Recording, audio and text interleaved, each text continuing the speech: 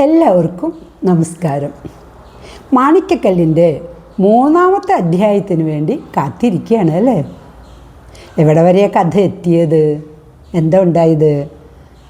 ആ പാമ്പിൻ്റെ കയ്യിൽ നിന്ന് അവരാ മാണിക്കക്കല്ല് കൈവശമാക്കി.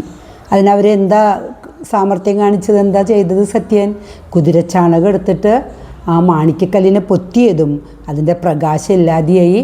പാമ്പിന് പിന്നെ അത് കണ്ടുപിടിക്കാൻ കഴിഞ്ഞില്ല. നേരം വെളുത്തപ്പോൾ അവരത് കഴുകാനായിട്ട് ആ പൊയ്കയിലേക്ക് വന്നു. വെള്ളത്തിൽ മുക്കിയതും വെള്ളം 2 ഭാഗത്തേക്ക് മാറി നിന്നു. താഴേക്കുള്ളൊരു കൽപ്പടവുകൾ കണ്ടു. അതിലൂടെ അവർ പോകാൻ തുടങ്ങി. ഇത്രയാണ് നമ്മളന്ന് പറഞ്ഞത്. ഈ കൽപ്പടവുകൾ നടന്ന് ചെന്നെത്തിയത് അവർ ചിത്രപ്പണികൾ ചെയ്തിട്ടുള്ള ഒരു ഇരുമ്പ് വാതിലിൻ്റെ മുന്നിലാണ്. അവസാനത്തെ പടി കയറിയതും വെള്ളം വീണ്ടും കൂടിച്ചേർന്നു. ജയചന്ദ്രൻ ചോദിച്ചു, ഇതായിരിക്കുമോ പാതാളം? സത്യൻ ആ സമയത്ത് ഈ ഇരുമ്പ് വാതിലിനെ നന്നായി പരിശോധിച്ചു നോക്കി.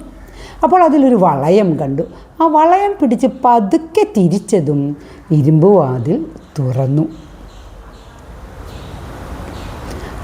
വെള്ളത്തിൻ്റെ അടിയിലാണ് അവർ നിൽക്കുന്നതെന്നൊക്കെ അവർ മറന്നുപോയി. അതുപോലത്തെ ഒരു കാഴ്ചയാണ് അവരവിടെ കണ്ടത്. നല്ല വിശാലമായ മുറ്റം, നല്ല നീല കല്ലുകളൊക്കെ പതിച്ച് അതിമനോഹരമായി കിടക്കുന്നു. കൊട്ടാരം പോലെ മനോഹരമായ ഒരു മണിമാളികയും പൂക്കളും വള്ളികളും കിളികളും ചിത്രശലഭങ്ങളും എല്ലാം അവിടെയുണ്ട്. ജയചന്ദ്രൻ ചോദിച്ചു, ആരായിരിക്കും ഇവിടെ? സത്യൻ അതിന് മറുപടിയൊന്നും പറഞ്ഞില്ല. അങ്ങനെ 2 പേരും നടന്ന് കൊട്ടാരത്തിലെത്തി. അതിൻ്റെ താഴെയുള്ള മുറികളൊക്കെ പരിശോധിച്ചു. ആരും താമസിക്കുന്നതായിട്ട് തോന്നുന്നില്ല. ജയചന്ദ്രൻ പറഞ്ഞു, ആരും ഇവിടെ ഇല്ല എന്നാണ് തോന്നുന്നത്. സത്യൻ പറഞ്ഞു, പതുക്കെ പറയൂ, അപകടം ഉണ്ട്.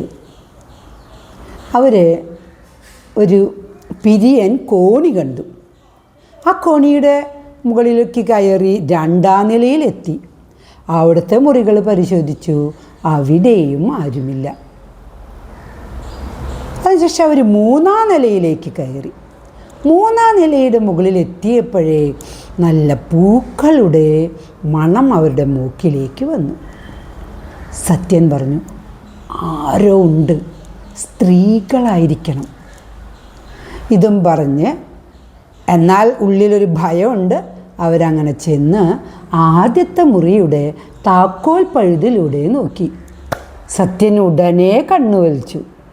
എന്തായിരിക്കും എന്നറിയാൻ വേണ്ടി ജയചന്ദ്രനും നോക്കി.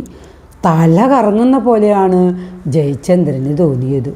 ആ മുറിയുടെ ഒരു മൂലയ്ക്കിൽ മനുഷ്യരുടെ തലയോടും അസ്ഥികളും കുന്നായിട്ടിട്ടിരിക്കുന്നു.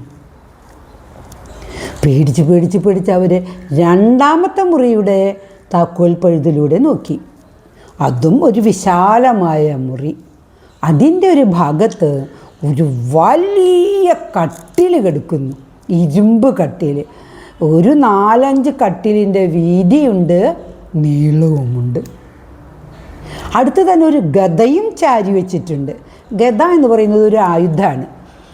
തലയുടെ ഭാഗം നല്ല വലുതും കടയുടെ ഭാഗം ചെറുതും. നമുക്ക് കയ്യിൽ പിടിക്കുന്ന ആൾക്കാരെ തലയൊക്കെ അടിച്ച് കൊല്ലാനൊക്കെ ആയിട്ട് ദ്വന്ദ്വയുദ്ധത്തിലൊക്കെ പണ്ട് ഉപയോഗിച്ചിരുന്ന ഒരു ആയുധമാണ് ഗദ. അതവിടെ ചാരി വെച്ചിട്ടുണ്ട്. പേടി പിന്നെയും ഇവരുടെ ഉള്ളിലായി. 3-ാമത്തെ മുറിയുടെ അടുക്കിലേക്ക് പോയപ്പോൾ ആ മുല്ലപ്പൂവിൻ്റെ മണം നല്ലപോലെ അവരുടെ മൂക്കിലേക്ക് കിട്ടി. അതിൻ്റെ താക്കോൽ പഴുതിലൂടെ അവർ നോക്കി. അങ്ങേ അറ്റത്ത് കട്ടിലിൽ ഒന്നും കൂടെ സൂക്ഷിച്ചു നോക്കി. ഒരു സുന്ദരിയായ പെൺകുട്ടി കിടന്നുറങ്ങുന്നു.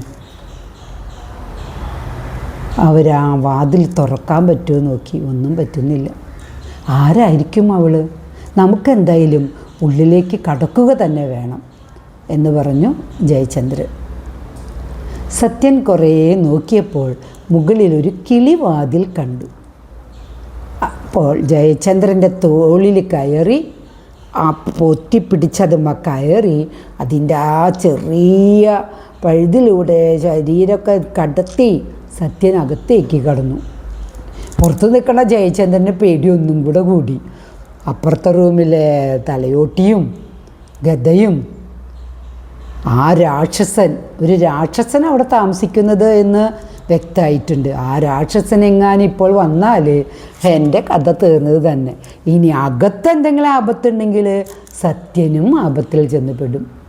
ഇങ്ങനെ വിചാരിച്ച് നിൽക്കുമ്പോഴേക്കും സത്യൻ ആ വാതിൽ പതുക്കെ തുറന്നിട്ട് തല പുറത്തേക്കിട്ടിട്ട് ജയചന്ദ്രനോട് പറഞ്ഞു, വരൂ, അകത്തേക്ക് വരും. ജയചന്ദ്രനും അകത്ത് കടന്നു. അവർ രണ്ടുപേരും ആ പെൺകുട്ടിയുടെ അടുക്കിലേക്ക് ഇങ്ങനെ നടന്ന് പോയിക്കൊണ്ടിരുന്നപ്പോൾ എവിടെ നിന്നോ ഒരു ആപത്ത് ആപത്ത് എന്നാരോ വിളിച്ചു പറയുന്നു. അത് കേട്ടതും ആ പെൺകുട്ടി കണ്ണു തുറന്നു. നോക്കിയപ്പോൾ അപരിചിതരായ രണ്ടുപേര്. അവൾ കരയാനൊരുങ്ങിയപ്പോൾ സത്യൻ പറഞ്ഞു, ഭയപ്പെടേണ്ട, ഞങ്ങൾ ശത്രുക്കളല്ല. അപ്പോൾ വീണ്ടും ആപത്ത് ആപത്ത് എന്ന് ആ സ്വരം കേട്ടു. ആ യുവതി ചാടി എഴുന്നേറ്റു. എന്നിട്ട് പറഞ്ഞു, നിങ്ങൾ ആരാണ്? എന്തിനാണ് ഇങ്ങോട്ട് വന്നത്? ജീവൻ വേണമെങ്കിൽ ഓടിപ്പോയിക്കോളൂ, ആ രാക്ഷസൻ ഇപ്പോൾ ഇവിടെ എത്തും. ജയചന്ദ്രൻ പറഞ്ഞു, ഞങ്ങൾ അത്ര ഭീരുക്കളല്ല, ഞങ്ങൾ ഓടിപ്പോകുന്നുമില്ല, ഞങ്ങളുടെ ജീവൻ ഞങ്ങൾ ശ്രദ്ധിച്ചോളാം. നിങ്ങളാരാണ്? നിങ്ങൾ എങ്ങനെയാണ് ഇവിടെ എത്തിയത്? അപ്പോൾ വീണ്ടും ആപത്ത് ആപത്ത് എന്നിങ്ങനെ പറഞ്ഞുകൊണ്ടിരിക്കുന്നു. അപ്പോൾ ജയചന്ദ്രൻ ചോദിച്ചു, അതാരാണ്? അത് രാക്ഷസൻ വളർത്തുന്ന തത്തയാണ്. തത്തയാണെന്ന് കേട്ടതും ജയചന്ദ്രൻ തൻ്റെ കയ്യിലുള്ള ഒരു കത്തി ഒരൊറ്റ എറി വെച്ച് കൊടുത്തു. ആ തത്ത ചത്ത് താഴെ വീണു. രണ്ട് മുറിയുടെയും ചുമരിൻ്റെ ഇടയിലുള്ള ഒരു കിളിവാതിലിലാണ് തത്ത ഉണ്ടായിരുന്നത്. അപ്പോൾ യുവതി പറഞ്ഞു, ഇനി കൂടുതൽ ആപത്തായി. രാക്ഷസൻ വന്നാൽ തത്തയുടെ സ്വരം കേട്ടില്ലെങ്കിൽ എന്തായാലും അയാൾ അന്വേഷിക്കും. അതാകട്ടെ, നിങ്ങളാരാണെന്ന് പറയൂ, നിങ്ങൾ എങ്ങനെയാണ് ഇവിടെ എത്തിയത്? അപ്പോൾ യുവതി പറഞ്ഞു, ഞാൻ തൊട്ട അയൽപ്പക്കത്തെ നാട്ടിലെ രാജാവിൻ്റെ മകളാണ്. എന്നെ ബലാത്കാരമായി പിടിച്ച് അയാളിവിടെ തടവിൽ വെച്ചിരിക്കുകയാണ്. എന്നിട്ട് ഇവിടെ കാവൽ നിൽക്കുകയും. അപ്പോൾ നിങ്ങൾ എങ്ങനെയാണ് അയാളുടെ കയ്യിലെത്തിയത്? അപ്പോൾ രാജകുമാരി താൻ എങ്ങനെയാണ് ഈ രാക്ഷസൻ്റെ കയ്യിലെത്തിയതെന്നുള്ള കഥ പറയാനായിട്ട് ഒരുങ്ങി. ഇവിടെ 3-ാമത്തെ അധ്യായം തീർന്നിരിക്കുന്നു. 4-ാമത്തെ അധ്യായം അടുത്ത് തന്നെ പറഞ്ഞു തരാം.